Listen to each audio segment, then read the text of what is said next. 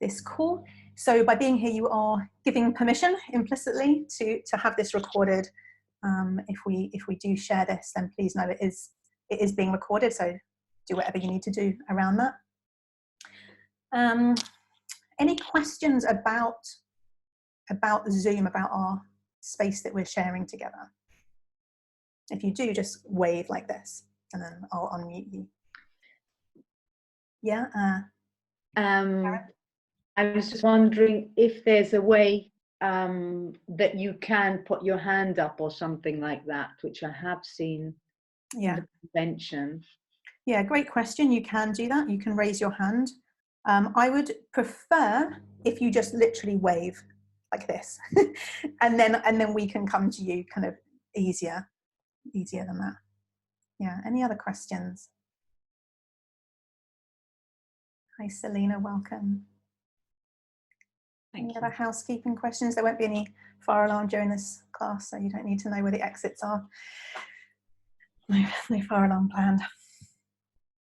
So we'll come and give other people a chance to speak shortly. We'll just introduce ourselves. So I'm Corrina Gordon-Barnes. I'm in Cambridge, England. I live here with my wife, Sam. I'm going to have to do the obligatory bump picture. I am 32.5 weeks pregnant with our second baby. And one of my biggest areas of thought around the coronavirus is, what is birth going to look like a few weeks from now? What's the hospital going to look like? What's postpartum going to look like? Is anyone going to be able to cuddle my baby apart from me if everyone's self-isolating? We've got my mum and my wife's mum are both vulnerable, so they're both self-isolating. So what will that look like? What will being a new mum in this time look like? That's one of my biggest thoughts and questions. And I'll pass over to Nadine to introduce yourself. Yeah, so hi everybody. I'm Nadine Ferris France, and I'm in Dublin in Ireland, and just really excited to be able to work together with you, and really just to say that this came because Corrina and I were working together last week. We were just exchanging facilitations, and naturally we just, thoughts came up, and the stresses that we had around Corona, and we were working thoughts like, people I love are going to die. And we just realized that it was really powerful to use the work to look at some of the things we were thinking, and then thought, why not just offer this so that we just have as many people as who want to join, just working thoughts.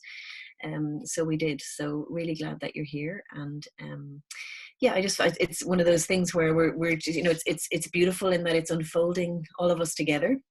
It's unfolding day by day, different places, like Jody said, too slow in one place, in other places too fast, in some places just kind of stood still like rabbit in the headlights. So, good that we're able to work our thoughts together. Yeah.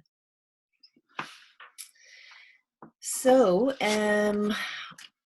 Corrina, did you want did you want to go around to everybody at this point? I think I'll do that when we do the thoughts, when we go around with the thoughts. Okay, great.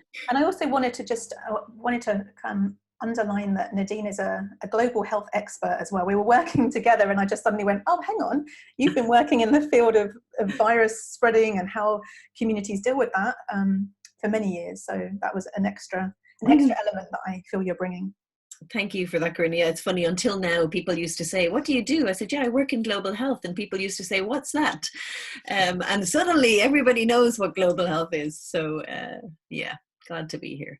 And I love that, for me, what's really interesting is, yes, I'm working in global health, and I'm also so aware of the fact that, we've got a disease that's spreading at the moment. And then I'm so aware of what's happening here.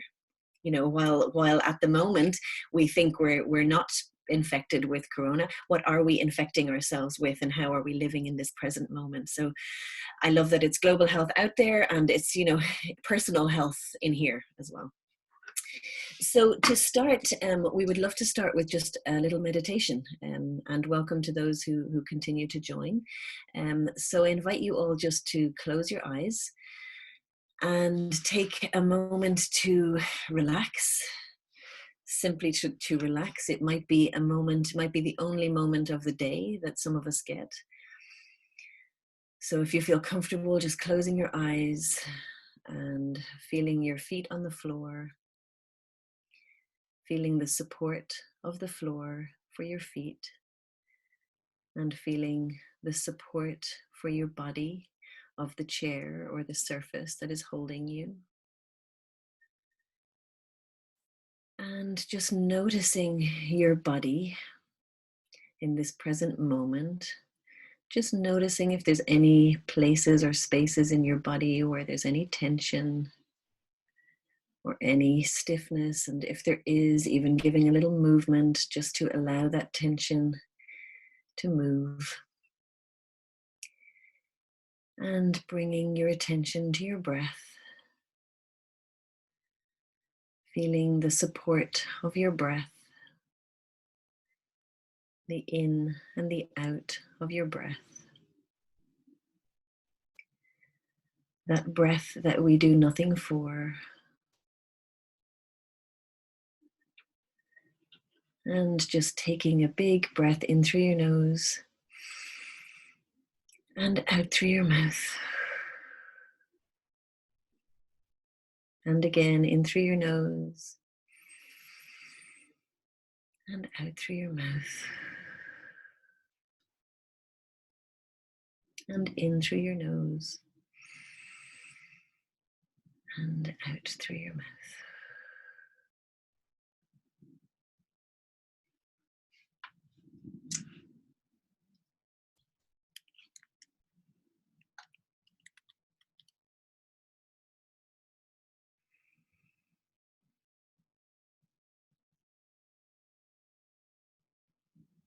And a little quote to share with you. All crisis is an invitation for us to meet ourselves and each other in a much deeper way, to slow down and remember what's truly important to us, to break our addiction to external distractions and to touch life with more tenderness and curiosity. And that's just a little something I found yesterday from Jeff Foster.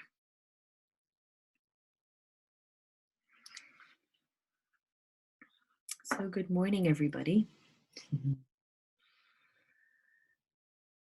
And so we're delighted today to be just working together. We're going to look at using the work of Byron Katie to identify some of the thoughts that are around, universal thoughts around coronavirus, and then question those thoughts using the 4 questions and the turnarounds of the work of Byron Katie. So for some of you, we just didn't want to assume that everybody was familiar with that. So these on the screen now, hopefully you can see my screen. For those of you who are not familiar, the work of Byron Katie is a way of, as I said, identifying thoughts and then using these 4 questions. So is it true? Can you absolutely know that it's true? How do you react? What happens when you're believing a certain thought? And then noticing who or what would you be without the thought? And then the last part of the work is a way to turn thoughts around in a few different ways that just help us see things that we may not have been able to see before. So that is the work, and we can of course answer questions about that. But for people who are new to the work, nothing to know, nothing to do, nothing to even understand. Just follow along, and we'll work as a group. Thanks, Nadine. Yeah. And so what we'll do to start with is to kind of harvest the beliefs that are here as a group around the situation. So I'll give a prompt, and the invitation is for you to type into the chat the thoughts that come up to finish this sentence. So, and then what we'll do is I'll come to a few people to speak out loud your beliefs, and then we'll go into inquiry with some thoughts. So, coronavirus is spreading, and that means that. Coronavirus is spreading, and that means that. And I'll write that into the chat, and then you are welcome to join in with writing your responses.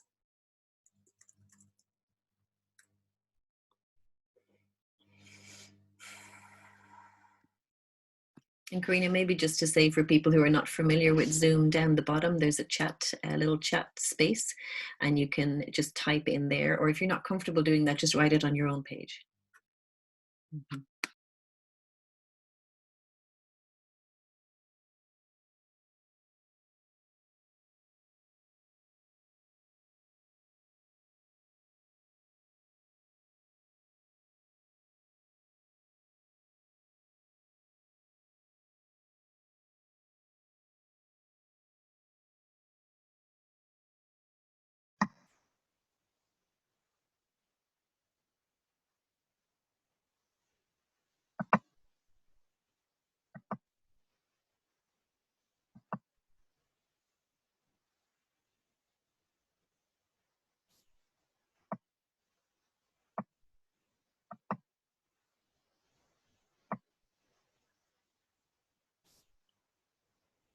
And then for those who are just joining us, we are in the chat box writing our responses to this prompt.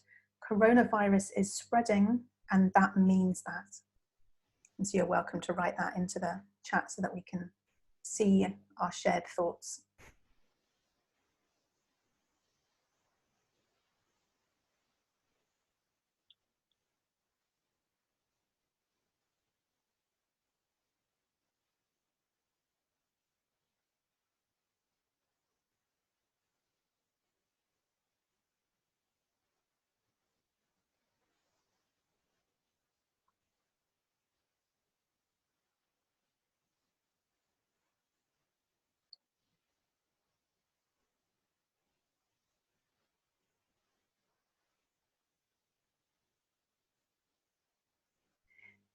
And see if you can go to the stressful thoughts. What are the most stressful beliefs you have when you see that the coronavirus is spreading?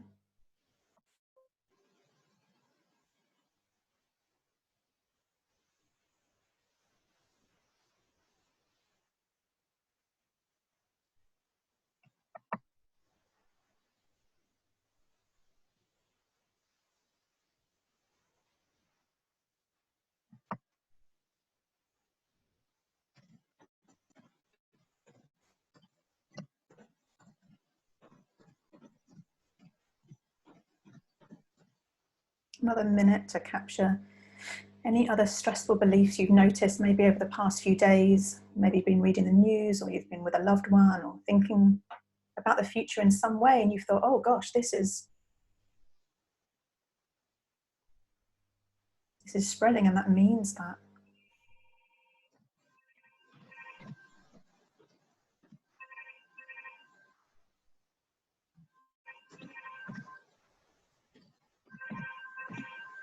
Act.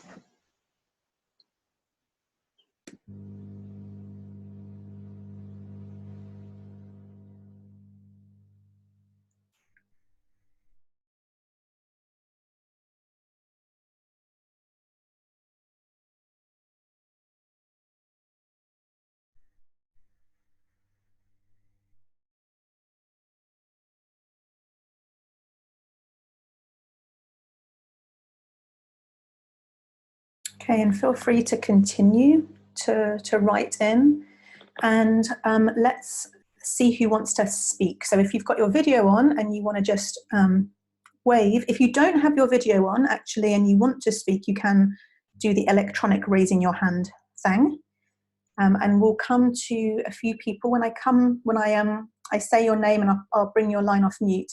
If you say your name and where in the world you are, and then just speak out your top 3 most stressful beliefs. So anyone who wants to share out loud, wave like this. Okay, Sue, I'll come to you. Hang on one sec, I just need to unmute your... Can you unmute your line, Sue? Perfect.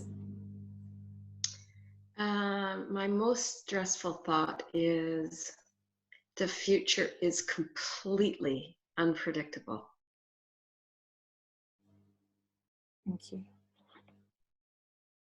Yeah. And my other one is, because do you want a context or not? No context needed. No, just the belief is perfect.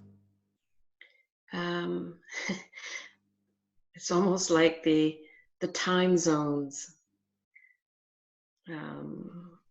between Europe and the States. People should be taking this more seriously. Mm.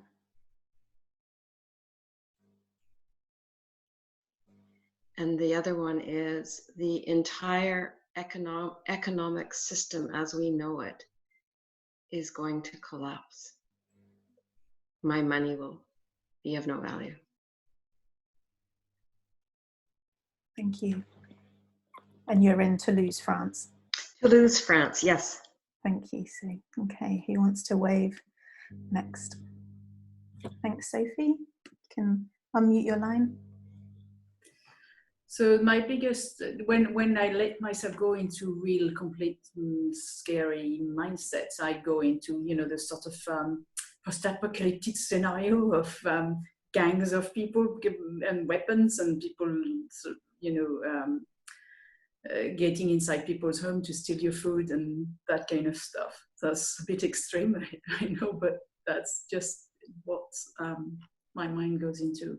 I saw, you know, on a shorter level, I'm on a less deep level, because this is like the worst fear. It's like society falling apart. And but on the shorter term, I'm scared about, as everybody else, my loved ones suffering, and then also, but less so, because this is not about survival. We're all talking about survival. Our biggest fears are about survival. So on a lesser deep level, you know, if I go the deepest with society falling apart, then loved ones, then what am I going to do work-wise? Because my work is normally done face-to-face. Thank you, Sophie. And you're in Cambridge. I'm in Cambridge, yeah. Thank you. Okay, someone else wave at me. Okay, Shannon, I'm going to bring your, I'll lower your hand, Shannon, and then go for it. I will get it. People will suffer. Things will spin out of control, and it will weaken everything. Thank you. And where are you in the world, Shannon? Bozeman, Montana, USA. Thank you. Okay, someone else wave. Daria, you bring your line off mute. Thank you. Hi, I'm in Berlin in Germany.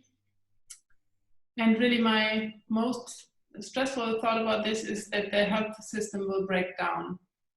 That people, and this can be me, this can be my parents, this can be everybody, are going to be really sick and they won't get help in the hospital. There's no chance because everything is taken, it's not enough.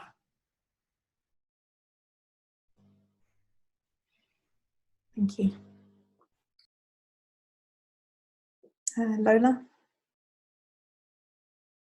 Yeah, Lola? Oh, still can't hear you. Hang on, Lola. It says unmute, but we're not hearing you.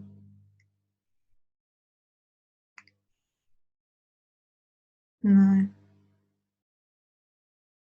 See, if you're speaking and you can't, try on, if you're on the computer on the bottom left next to the mute, there's a little arrow. You can test your sound. So maybe do that, and then we'll come back to you in a moment, Lola. So if you mute yourself and then try that, we'll. Yeah. Someone else want to wave or raise a hand if you're on audio? Jody. Hello.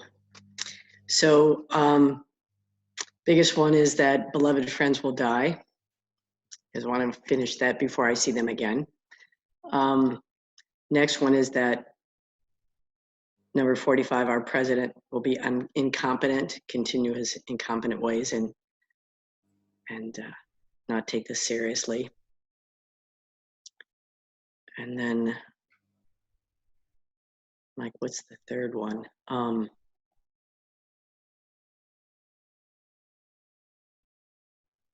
Yeah, that people won't get this as a wake-up call to connect with each other's hearts, and it'll have to get worse before it gets better.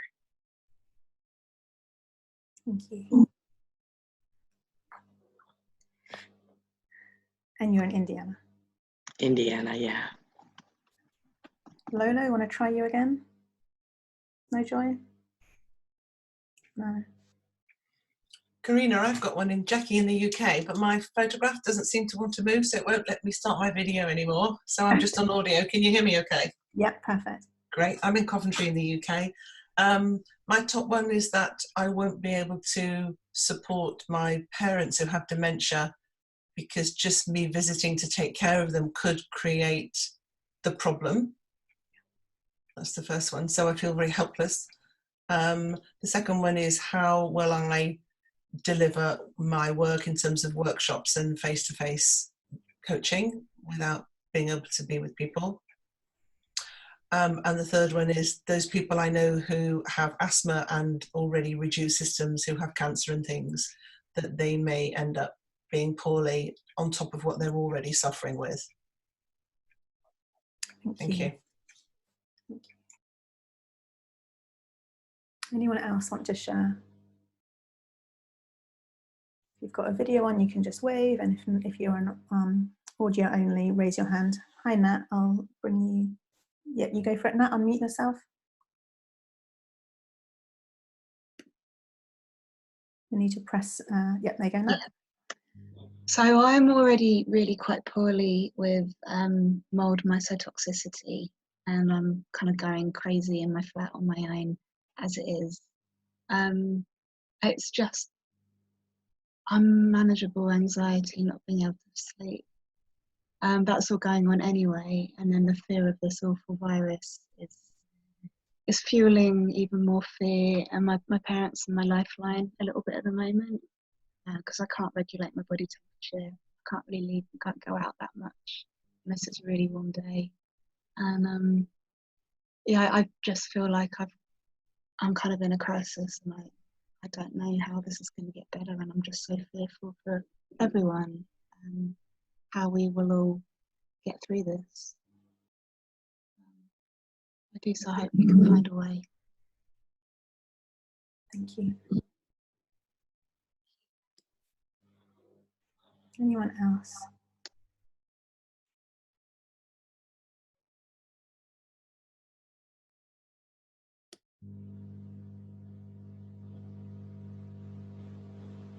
Okay, Nadine, over to you.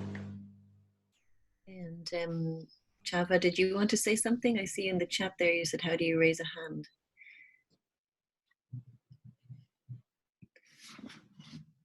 Yeah, go Chava, it's your, yeah, perfect. Hi. Oh, brilliant. I wasn't sure how to raise my hand digitally. So yeah, big fear, I think, is around this safe, happy place that I've created, and that I can't control that. There's too much outside of my control. I think that's the one big fear and thought. And the other thing is that I have family very far away that I have no way of supporting. If something happened to my family, I can't leave this country to go and help. And I think that's something I find really difficult. Yeah, thank you. Yeah. Thank you, Java. Okay, so let's take, let's see if we can work a thought together, and let's take a thought that we can't control this. Okay, the thing is, it's just, we can't control it. It's not controllable. And what we're going to do is work in a popcorn. So I'm going to ask the questions, and then we'll try it like this in the beginning. We'll unmute everybody, and everybody can just pop their answers out. So you just answer the questions for yourself, pop it out, and we'll just keep moving through the inquiry. Okay. So looking at the thought, so we can't control this. Okay, so just notice when you're believing that thought. Think of all the thoughts that we've just heard, all the different situations, all the countries we're in.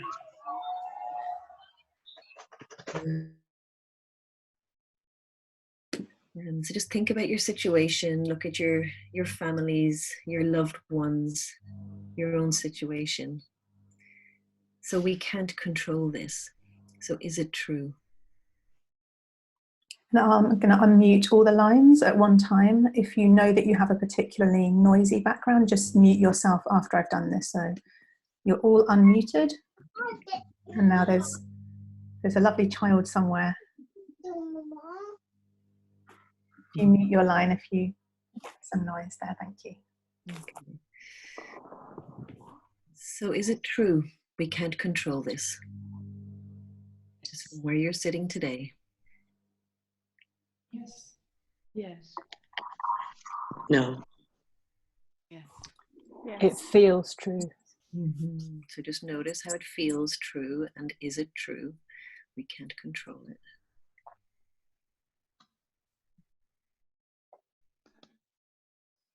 For me, yes, we cannot control this. Yes, that's true. Mm-hmm. Yes. I think I can control aspects of it. I can wash my hands. I have just done Skype tutoring with a student rather than seeing her face to face. I can control parts of it. Good to notice, and then just notice, like, just from your situation, just look at your own family, your own loved ones, your own life, and you absolutely know that it's true that we can't control it. Yes. Yes. No. No. No. Yes.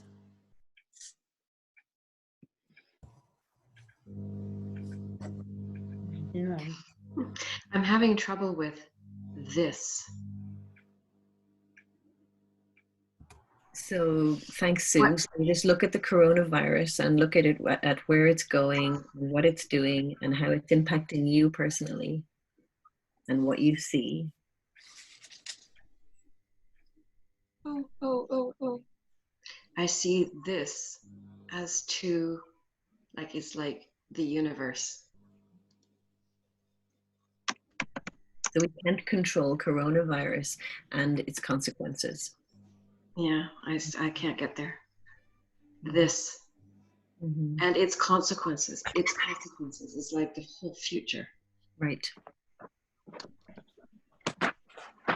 It's fine. I'm okay, actually, with that. Okay. Good.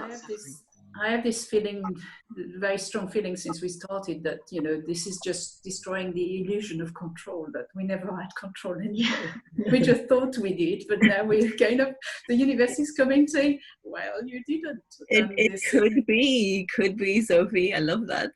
And then just to notice, how do you react? Just notice, how do you show up? How do you react when you're believing the thought that we can't control this?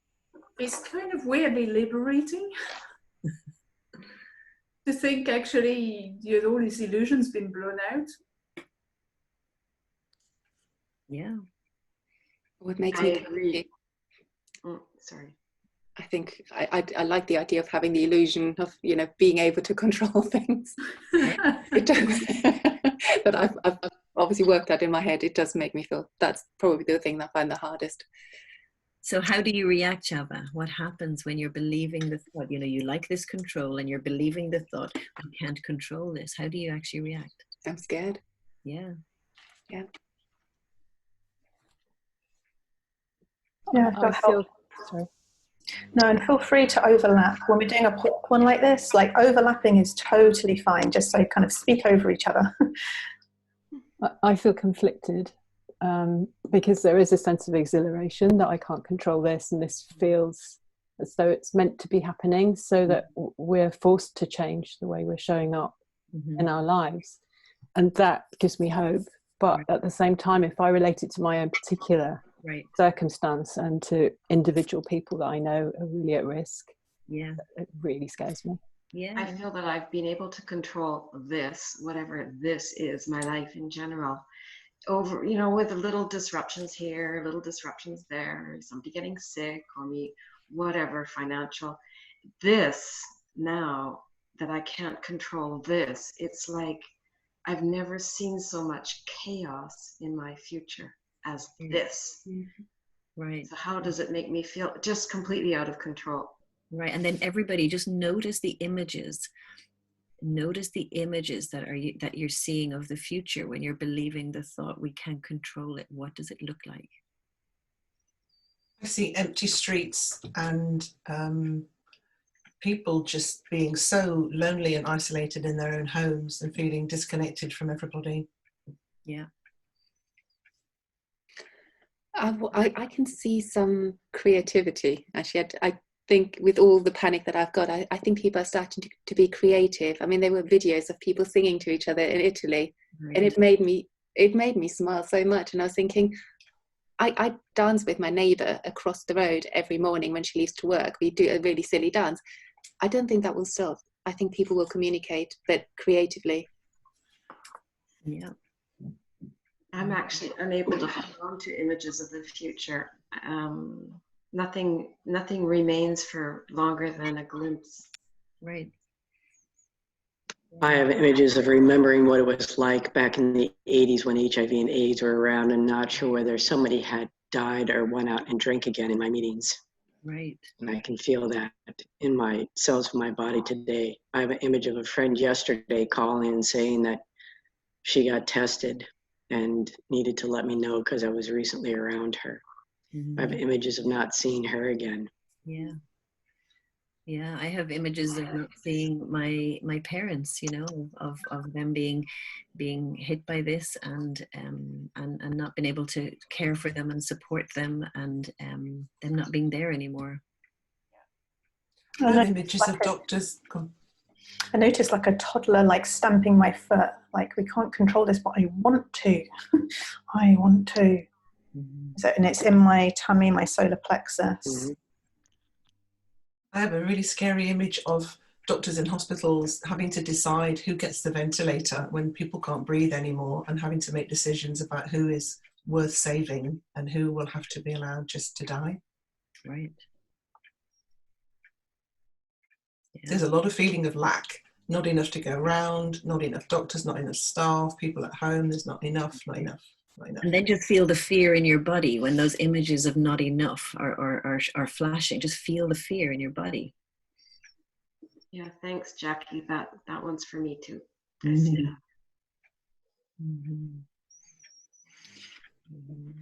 Yeah, how do you treat life or God or the universe or any of that when you're believing we can't control this?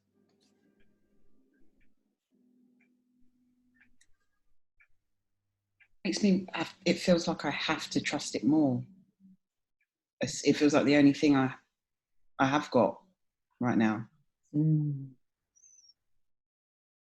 It's but in a very exposed way. I get in touch with a selfish part of me that wants there to be a bed for my parents and a ventilator for my parents and a nurse for my parents. And that's interesting to notice because I don't feel that normally. I notice my pace changes, I speed up. We can't control this. Everything's going faster than I can deal with. Running away from me. And my pace wants to slow down. What I notice, it's like I have to watch every step. I notice that I'm needing to get a new version of my God, universe, reality, as I understand it. And I notice like you brought up little kid, I noticed that one just like, again, you know, like, again. And notice the fight. When I'm not in the fight, then I notice the sadness. There's no neutral place. Can you repeat the thoughts, please? We can't control this. We can't control this. This, which is the coronavirus. Yeah, and its consequences. Thank you. I'm afraid to go out for a bike ride because I'm afraid to fall and hurt myself. I need medical care, even if I don't get sick. I don't want to end up in that. I envisage the emergency rooms, the hospitals, like chaos, a world I don't want to go there, like either in my mind or physically. So I'm afraid to do anything that could risk my health or safety. Yeah, my shoulders are up, my jaw is tight. tummy is tight. There's a lot of tightness, trying to control when I believe we can't control this. Yeah, I noticed that the people I'm trying to judge who I should see and who I should not see, or what are they doing, and asking them questions, kind of trying to find out what they've done and who they've seen in order to make decisions about who me and my family should see. And it's exhausting. I notice it's exhausting. It's very non-trusting. Yeah. Yes, So and I've been in situations where I have come into contact with the biggest group of carriers in the last week, consciously or unconsciously, and I keep looking for symptoms. Have I got it? I feel responsible for my yoga students who I saw this morning and who still want to come to my classes, and I'm happy to run the classes, and there's a feeling that they might be infected as a result of coming, and that might fall on my shoulders in some way. So it's almost as if I'm managing their lives now as well as mine. Mm-hmm. Mm-hmm. Yeah, and it's like just noticing whose business are you in when you're believing that thought, really believing and living that thought that we can't control it. Whose business? God's.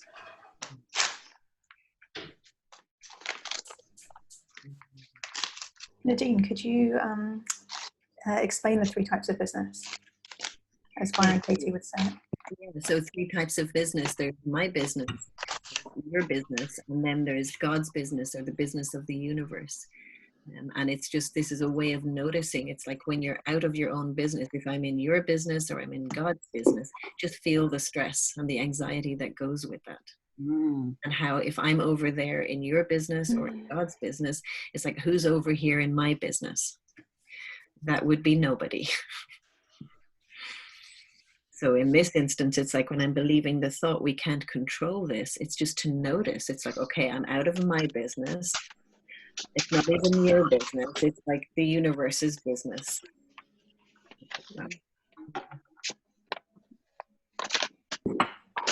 And I notice I'm afraid to cough. I sneezed yesterday and everybody turned around to look at me, and I said, it was just some dust. It was just a bit of dust. Yeah. So really, I actually feel I'm in my business when I feel that I might give it to other people. Mm-hmm. I could be that person. That is my business. Mm-hmm.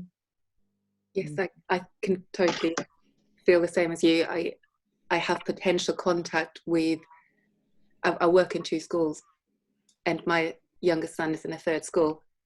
I worked up this morning, this is potentially 2,700 kids. And I feel so hugely responsible. And I think, you know, every door I touch, if it was me, I have got huge responsibility. So I guess looking at my business of what I can do to minimize, right, is, yeah. I notice that I'm more concerned about my children and what they're doing and how they're living than I am about myself. Yeah. So just noticing really gently, just in this moment, it's like situation is the same as it is. So we're not kidding ourselves. Same situation as you've all described with your fears, exactly the same situation. But just for a moment, if you didn't have the capacity to believe that thought that we can't control this, who or what would you be in this moment?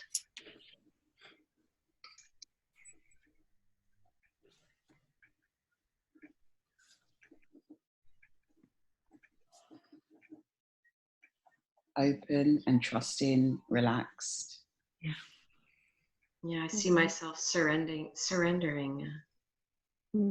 Softer. Surrender.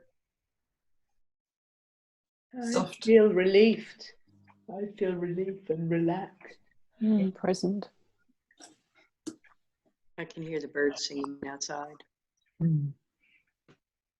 Aware of my senses. Body feels much softer and undefended before it was rigid. No fighting. My shoulders are coming down from my ears again. Yeah.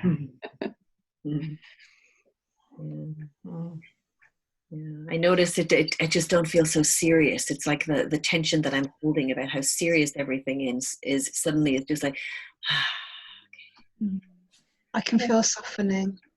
Yeah, I feel my shoulders dropping. I'm aware of this dance of life that I never have control over, ever. I'm grateful for support. Yeah. I remember where my friends and family live, right in here. Yeah. I'm really grateful to have a tool that allows me to get out of my thinking. I'm in my heart, Mm-hmm. back in my heart. Yeah. Back in the body as well. I feel really feel my breathing. expansive, really able to make clear-headed decisions that are right for me and those closest to me. Yeah, it's like all this space starts to open up. It's like, yeah. And then I just love this because it's like noticing, like with the thought and then without the thought, and it's the same situation. Externally, everything is the same. So exciting just to see without the thought. Can give myself that little bit of peace. And I can see that there's somebody telling me that I can't control this, somebody believing what I'm saying. Deeper, I find that there are other possibilities. Right. I remember that the same thing that's looking after me is looking after everybody else as well. That feeling of more space, there's more space for care and compassion. Unconditionally. Yeah. And more connected. I just immediately feel more connected to people. So the trust, the non-trusting disappears, and it's like, okay, people, connected, love. Yeah, I'm feeling more like I want to make that connection with people to see if they need to speak, if they need someone to listen. I feel ready to listen. I feel super powerful. Ready. There's a feeling of being outside of the circus looking in, as if there's lots of activity and it's just not a part of what I'm feeling.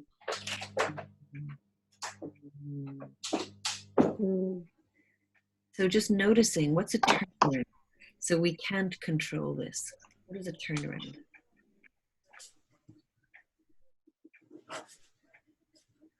So let's go to the opposite. We can control this. So what do you find? What makes sense to you as an example of we can control this? I can control my reaction. I can turn reaction into a response instead. Yes. I can control that. I can wash my hands. Yeah. All the time in the way that I've been instructed, and actually taught my yoga students this morning the washing hand dance off the internet to make it fun.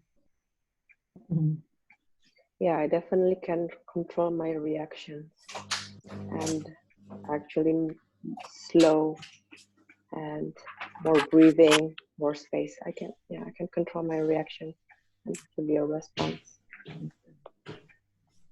I just got back from an event where there were over 100 people, and I self-quarantining myself for the next couple weeks chose not to go into work. I can control it like that and trust that piece too. Yes.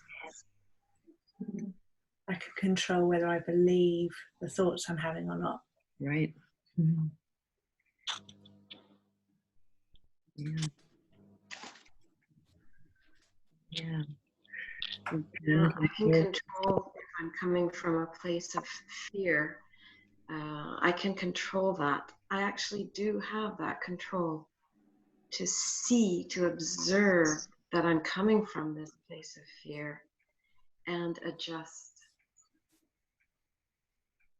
I notice I go back and forth from fear to, I can't say gratitude. I would love to be in a place where I'm loving what is, but I'm not there yet.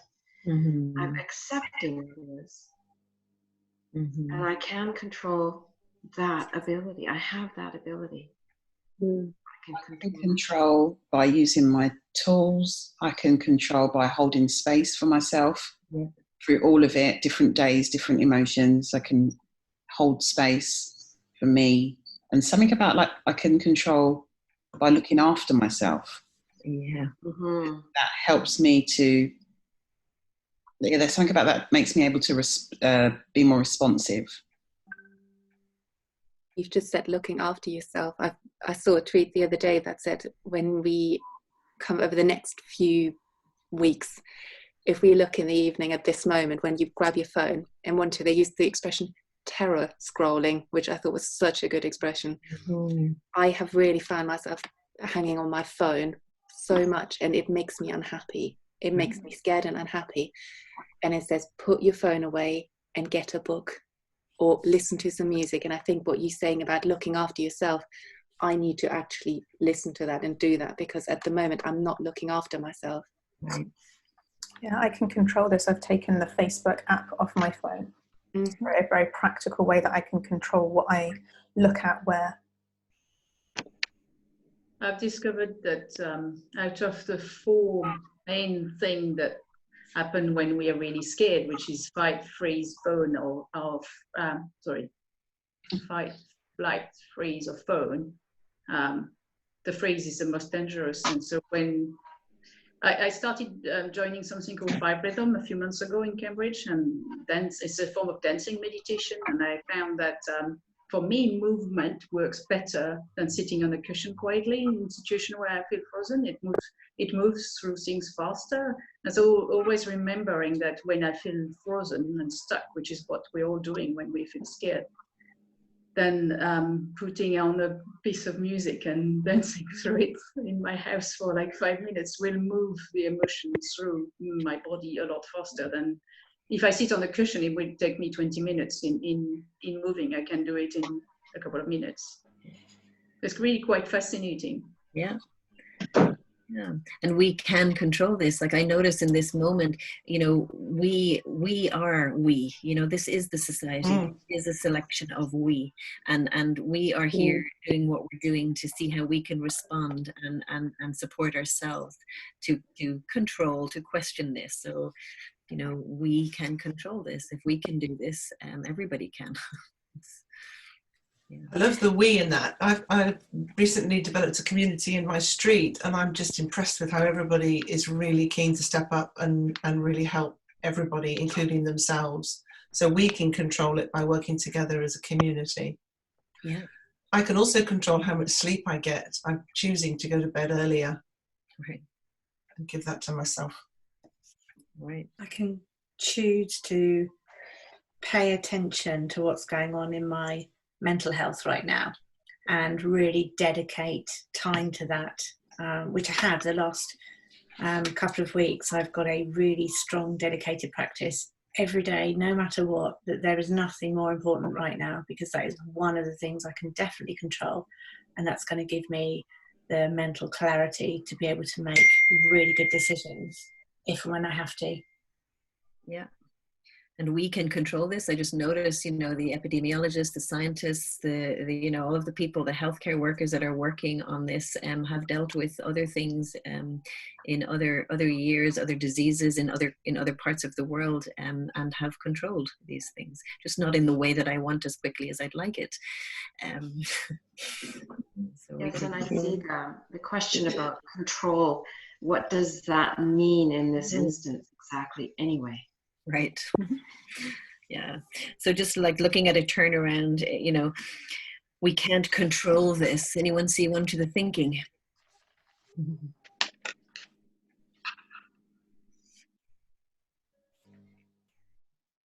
Yeah, we can't control our thinking when we go into the fear spiral. Right. Then my thinking is no longer in any way under, not that it is anyway, but just that it goes so out of control. My thinking goes so out of control. Yeah, like a virus moving. Like a virus. Yes. Right. Oh, the irony. The irony. Yes. Oh my goodness, yes. I also find that yeah, we can't, like, my thinking can't control this. if I attach the same, my thinking, something objective, my emotions, I can't, like as the anxiety flows through me, I can't control that physical feeling of anxiety. And if I try to, it's just like everything else, I can't control it. I can't control that. So my thinking can't control my emotion. That's okay. Yeah, and then I notice it's like we can't control I can't control my thinking, and I can question my thinking and not even try to control it. Sometimes I believe it, sometimes I'm living in fear, and then it's like, oh look, there I am again. Yeah, the anxiety is normal, right? At this time, yeah, it's quite a normal response. Yeah, and what I love is that I'm not part of spreading the virus, this virus, and that I can do something about. I think curiosity is really helpful when we have kind of really uncomfortable emotions. It opens the flow of getting the emotion somewhere else than in the stuck fear thing. Thinking, oh, like just witnessing yourself and thinking, wow, that's interesting. I wonder where that fear is, where I feel it and where it comes from. And a technique that is sometimes used is trying to define it as an object. So thinking, if my fear was an object, what shape would it be? What color would it be? And define it as, and then you can just kind of hold it in your hand and talk to it and think, oh, what is it you're trying to tell me? I love that. What is it, fear, that you're trying to tell me? Wow. So I can't control my thinking when I'm having a panic attack. No, and then notice, the panic attack, Jackie, the panic attack when I'm in the future of, the streets empty and people dead. And, certainly. I wonder why I'm having a panic attack. Yeah. But I've noticed, I don't suffer from them, but I work with people who do, and I notice that it's a very physical reaction in that moment, and maybe their job is not to control their thinking in that moment, but to feel it and let it pass through the body. Right. Wow. So thank you everybody for just joining in and questioning our thoughts, and let's question some more. Corrina. Yeah, so I've had a look through the list. Let's take now the health system can't cope. So whatever country you're in, the health system can't cope. And I'm going to ask these first two questions I asked. Just see if you can wait until you find either a yes or a no. There's going to be such a temptation to explain and justify and kind of talk around, but just see if you can sit really still until either a yes or a no comes. And just that either a yes or a no is completely equal. We're not trying to get to a yes or a no. It's just what is true for you in the moment. So bring to mind whatever image you have. The health system can't cope. And is that true? The health system can't cope.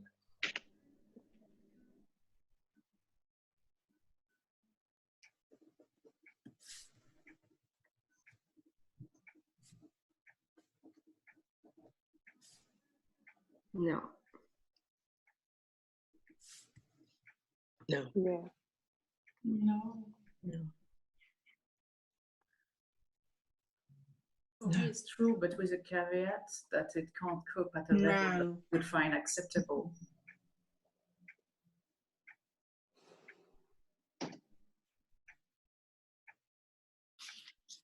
No.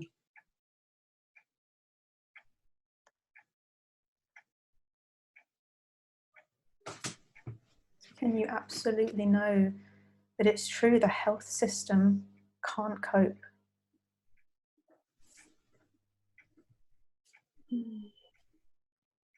No. No.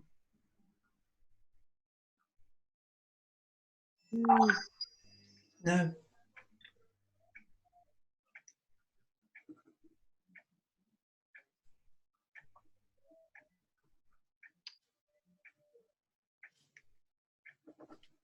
So we start here by just testing the truth of that belief that comes, that the health system is overwhelmed, it can't cope, it's all going to fall apart. And then look at when we believe this thought. So when you believe the health system can't cope, won't cope, putting the camera on yourself, what happens inside you?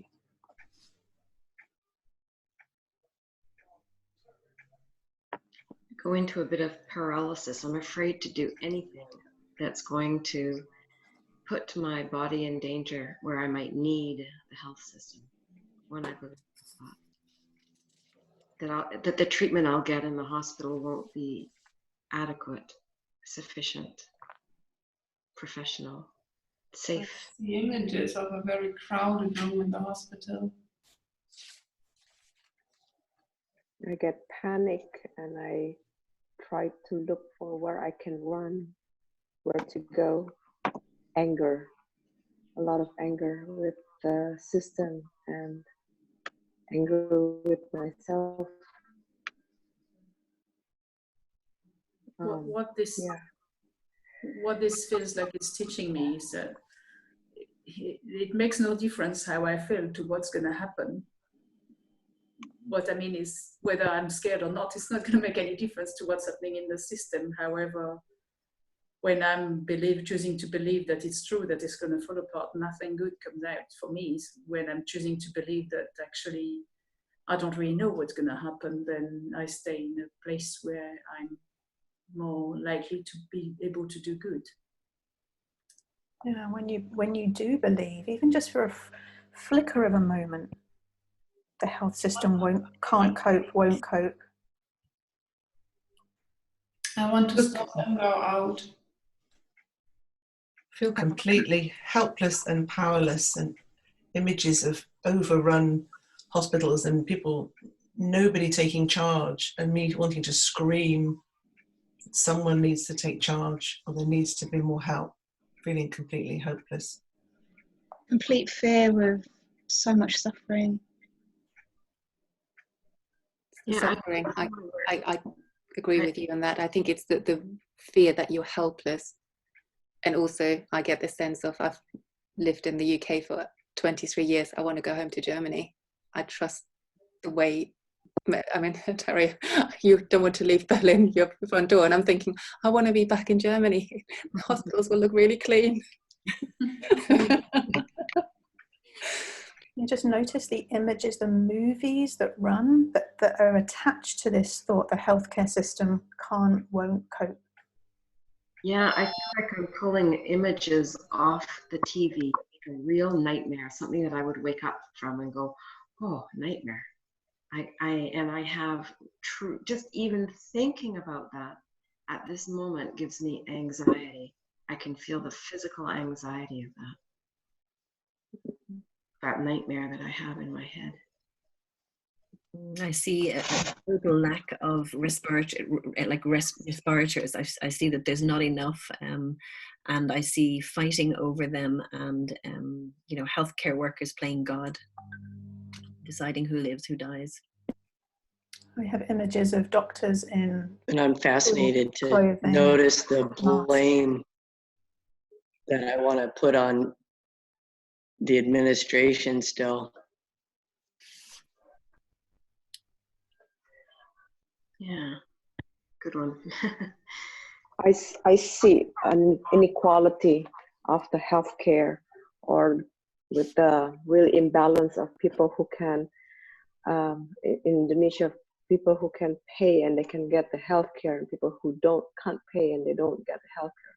So it's a lot of inequality there, and it's sadness, a lot of, sadness. And as you notice these images, these movies that run in your head, notice then what sensations come in your body in response to those images. My throat is really narrow and my heart rate goes up. I'm sweating, so right now my hands are moist. Not a good feeling. My breathing's shallow and my belly feels tight. Yeah. And what are you then not able to do? So what does this thought, the healthcare system can't cope, what does it prevent you from doing? Present to what's here now. Prevent me to open up and to trust. I'm not able to stop reading the news and just do what is in front of me, what needs to be done right now. Yeah, I can't ask questions of the doctors. I can't just have some really simple question answer conversations with them. My mind is not, it doesn't have the creativity or the problem solving capacity. When I'm so locked in, it can't cope, it won't cope. I'm not able to be in gratitude and see what we do have. Yeah, same. I fail to notice that we have an incredible health system that, you know, normally I'm talking about how wonderful our health system is, and I notice I've stopped doing that. And I fail to notice that it's still functioning the same way right now. Yeah, I see all these images of Italy, what I think is Italy right now, and I forget that there's also differences between Germany and Italy. It's not the same. And I just think it will be the same. So I put these images to our health system. How do you treat, even if in your mind only, how do you treat healthcare professionals when you believe the health system won't cope? Yes, it's great to make an appointment with my doctor for something that I do regularly. I don't want to take up her time. I don't believe that she'll have any time for other things. I see them as very vulnerable, very precious, important and vulnerable, and I want to preserve them and save them and protect them somehow. Yeah, I feel sorry for them. Yeah. I feel like they're walking into a battle. I see them in my mind walking into a battle every day. I feel sorry for them. I see them as finite. So they're being sent out to battle and they haven't been given the right protection and the right background, to actually be able to save them, to keep themselves safe. Yes, they become our army. We're sending them off to battle. So can you see any peaceful reason to stay attached to the thought the health system won't cope?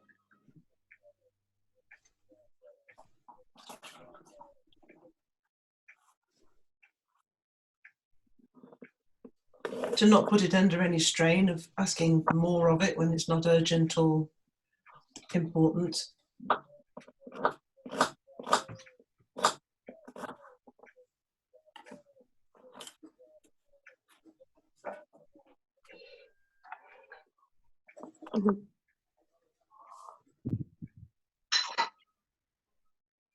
No. And can you see any benefit of being free of this thought?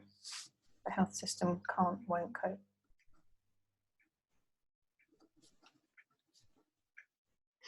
I notice I'm stuck.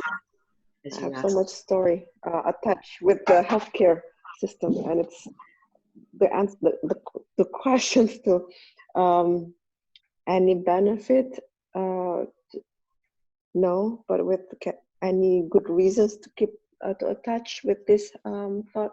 No, but there's a lot of stories that I want to say, but, and I want to keep hanging into that thought. Yeah, just notice if there's an identity it gives you.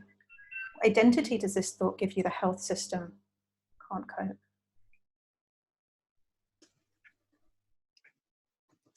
The one who has to wait to receive care, standing in line.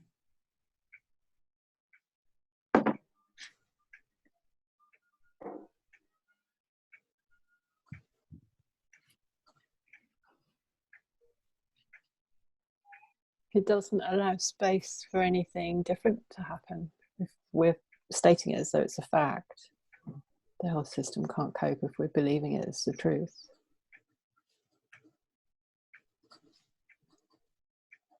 So the benefit in letting it go would be that we could be open to something different happening. Yeah, so let's go there. Let's just imagine that even if just for a moment it weren't possible to believe that the healthcare system can't cope, won't cope, not possible for your mind to believe that. What would that be like right now?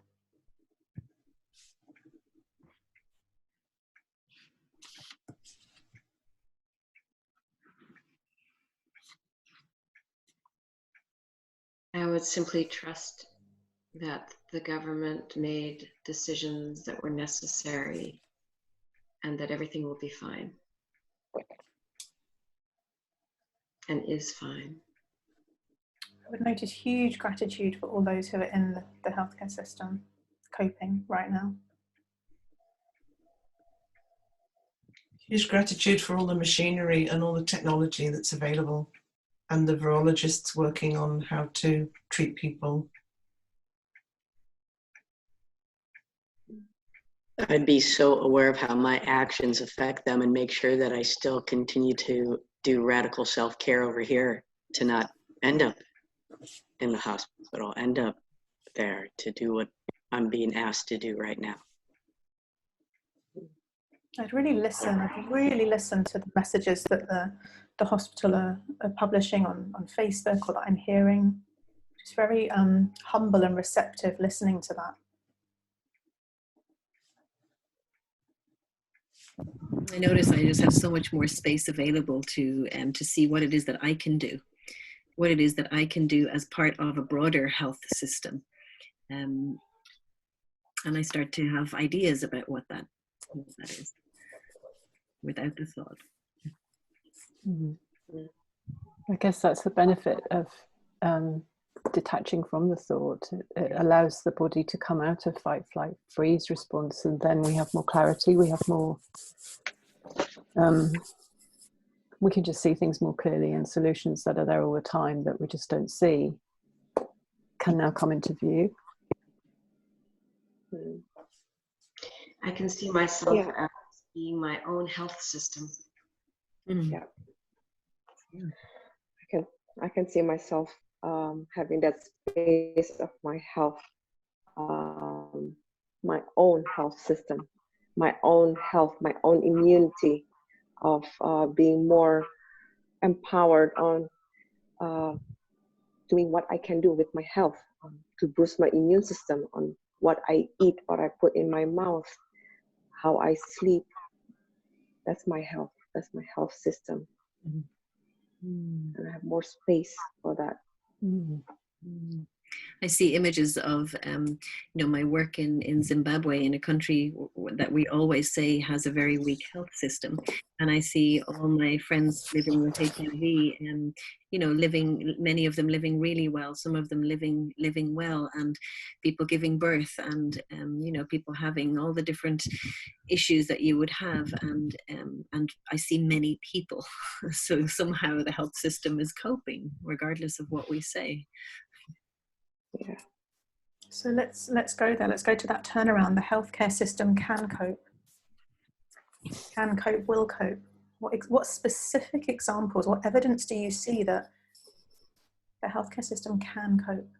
I haven't seen any healthcare systems collapse. I've seen and received information. Maybe it's limited enough. Maybe I shouldn't continue, but I haven't heard of any healthcare systems collapsing.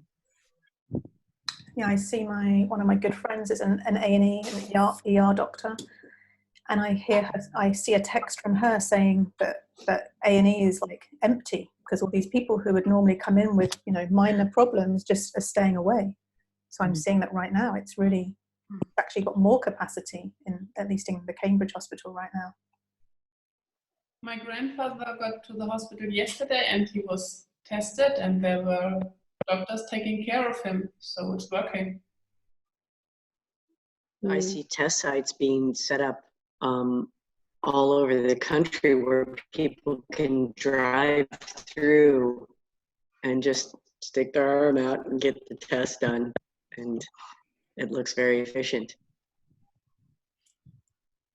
Yeah, I hear my obstetrician saying, giving me a strategy. So they're going to take obstetricians off non-essential gynecological procedures, so they freed up for birth. I see her saying that and saying we're going to have all these obstetricians available.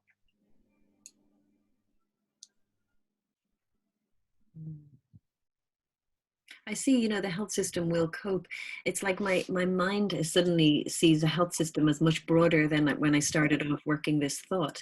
I see all of us as part of the health system. I see that everybody has a role to play in health. I see health as being, mind well-being in many different dimensions. And so the health system will cope in that it's people. It's not a system. It's not a thing. It's people.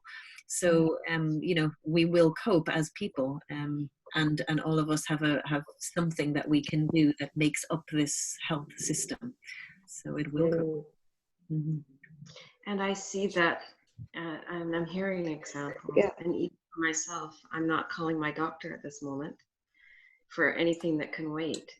And we are, if we can do this collectively, and apparently everyone is, then the healthcare system can cope.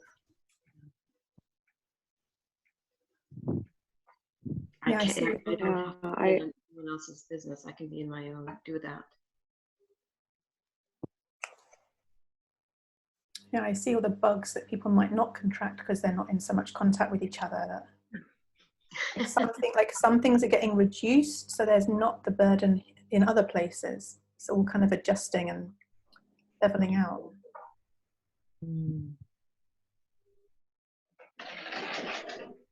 I see a lot of people moving towards more holistic, complementary approaches and taking more, increasing their knowledge in this area, and more of a link between Western medicine and holistic medicine being created from that. And then do you see another turnaround? The health system can't cope. What would be a turnaround to the south?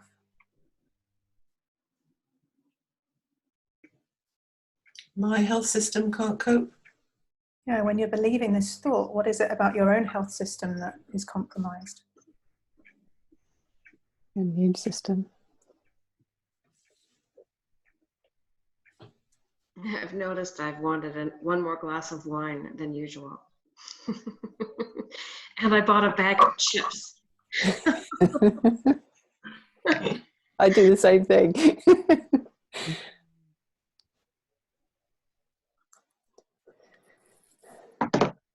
I notice my health system can't cope when I believe these thoughts, and I keep feeding myself with. I go to the exact sources on the internet that are going to feed me beliefs around this. Twitter. Yeah.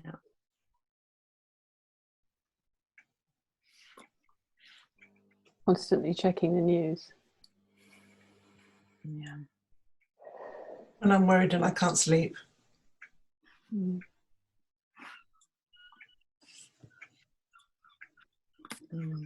Yeah, thank you for sharing this inquiry. Thank you for traveling through, testing the truth of this thought, or the impact of this thought, imagining who would be without the thought, and then looking for some turnarounds. And then really stretching our minds. I think we're already kind of exercising our minds this morning. We're stretching it in many ways. So kind of stretching it again. If this is a friendly universe, if truly this is a friendly universe, then how could coronavirus be a good thing? Let's start with ourselves. How could it be a good thing for you? Then we'll move, how could it be a good thing for friends and family? And then how could it be a good thing for the universe? Just start thinking about that. So just start with yourself. How could it be a good thing for you in your own life? What's an example? See if you can be specific. I've already noticed this because the stress I felt when things were just happening with lightning speed, and after just a couple of days, I can see that my entire belief system of the way the world should be has been shattered, and it feels so liberating. Yeah, thank you. In a way I can't yet put words to. Yeah. I can feel a lot more connection between people. I really see how the universe friendly is this. Is that people are being forced, I myself and the family, to slow down and to really reflect and have this time. Yeah. We actually connect more. We become creative and connect more. Yeah. Like in the school, even in the school, kids are being homeschooled, home learning, but the families start to chat more. We create WhatsApp group on what to do for the home learning for the kids. Right. How to create packages, what to do on each day. So we're exchanging ideas. So right. that connections is more. So connection, creativity. I see a lot of nods, you know, it's really resonating for sure. How else is it a good thing? How is it a good thing for friends and family? Why is it a good thing? It makes us really aware of how much we value those other people in our lives. Yeah. How important they are to us. Yeah, it's really good for my mum. She's just had a stem cell transplant, so my fear was, oh God, she's even more exposed. But actually it means that she's got an excuse to keep people away with any bugs at all. So actually our most vulnerable people have a reason to say, I need you to keep away from me. I have a daughter with special needs and delay, and she is 10 years old, and we're having to potty train her. So washing hands after the toilet, that kind of stuff. And because it's there's so much talk about washing hands to stay safe at school with the coronavirus, it's starting to land for her in a different way. Wow. So it's really lovely that this is being reinforced by lots of people, not just us, because it's really helping her to keep her safe. Yeah. I love these specific examples, really useful. What about the yoga is closed, and so I have to work less, and my husband is home too, so like right after doing the work we can have a coffee at the balcony, so everything feels like it slows down. There's more family time. Yeah. Yeah, I noticed that they've closed the pubs in Ireland as of yesterday, and that's a fantastic thing for my dad, who now can't go to the pub. And lots of people around who you know will stay at home, and you know, so that's a good thing for alcohol consumption.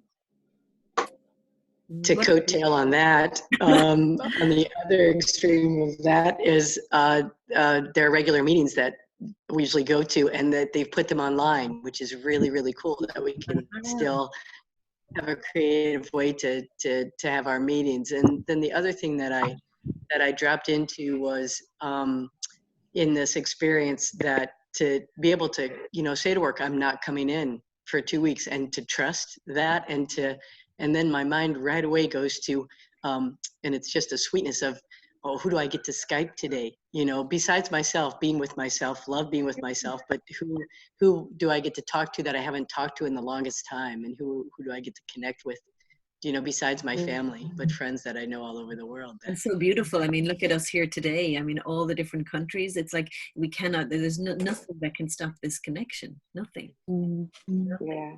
And in fact, you know, moving to like, why is it a good thing? You know, how is it a good thing? Like coronavirus is just moving the way it is right now for the universe, you know? What are some examples? Yeah, it shows me that, you know, I here am connected with this person over here in China. Like that's how many people, you know, got from here to here to here. That kind of 6 degrees of separation makes it feel, the world feels smaller and connected in that way. Yeah. Oh, I love that, Corrina. And it's funny, for years I have been working on global health and talking about, you know, the health of communities and countries in Africa and Asia, and it just feels like we're all on the same, we're in the same boat. It's the most sameness I think I've experienced in the world. I saw something on the news that China sent equipment to Italy. Yes. It's, you know, there's this kind of thing that being turned around where traditionally would have been the other way around, and then it's breaking down a lot of international resistance because it is across the board. It's a great leveler. Yeah. We're all in this together.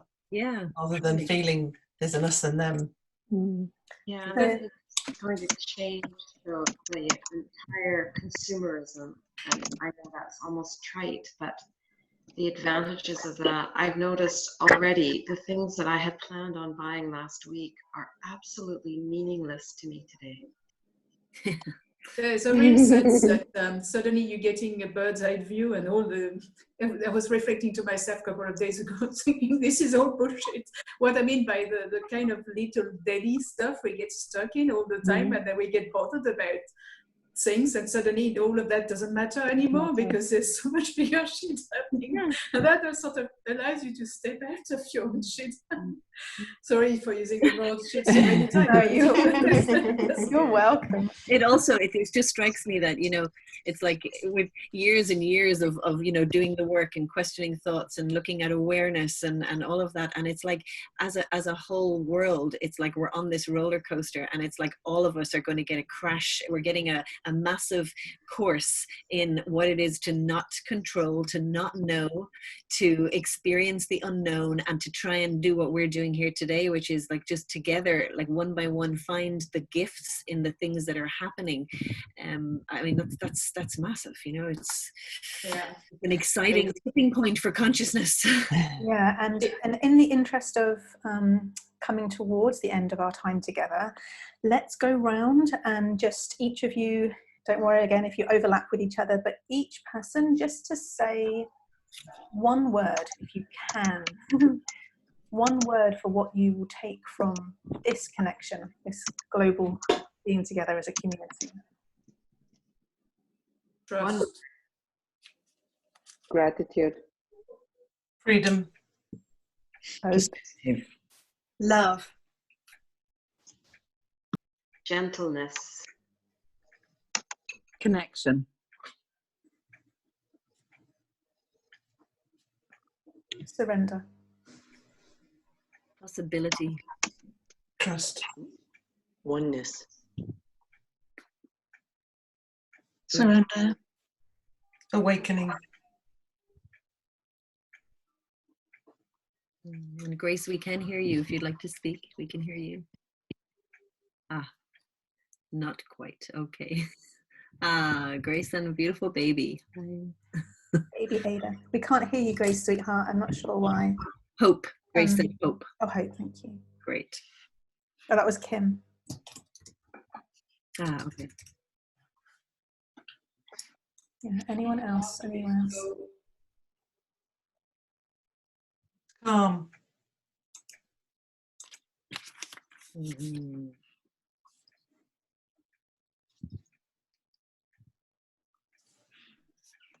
So here's just a quote from Byron Katie. Byron Katie is the initiator of the work, which is the form of inquiry that we've used today. This is from her book, Loving What Is, which is highly recommended. The subtitle is 4 Questions That Can Change Your Life. And the quote is this: peace does not require 2 people. It requires only one. It has to be you. The problem begins and ends there.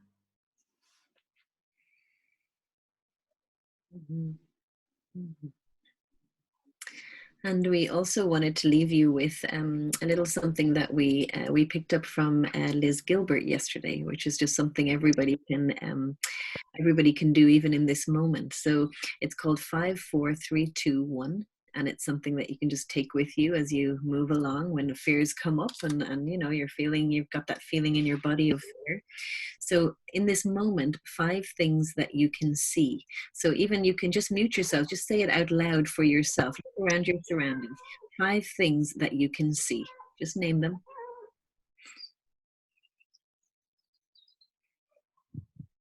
Trees, lamp, speakers, jigsaw, carpet. Thank you, Nat. Okay, 4 things that you can hear from where you are. 4 things you can hear.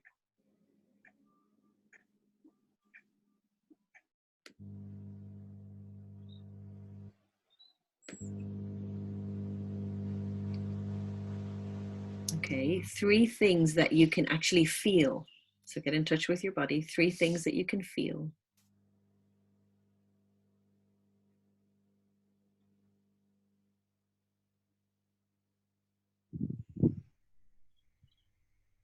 Two things that you can touch.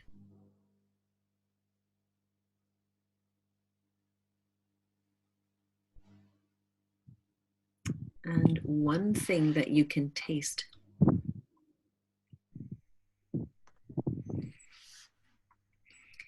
Five, 4, 3, 2, 1. Like be here now.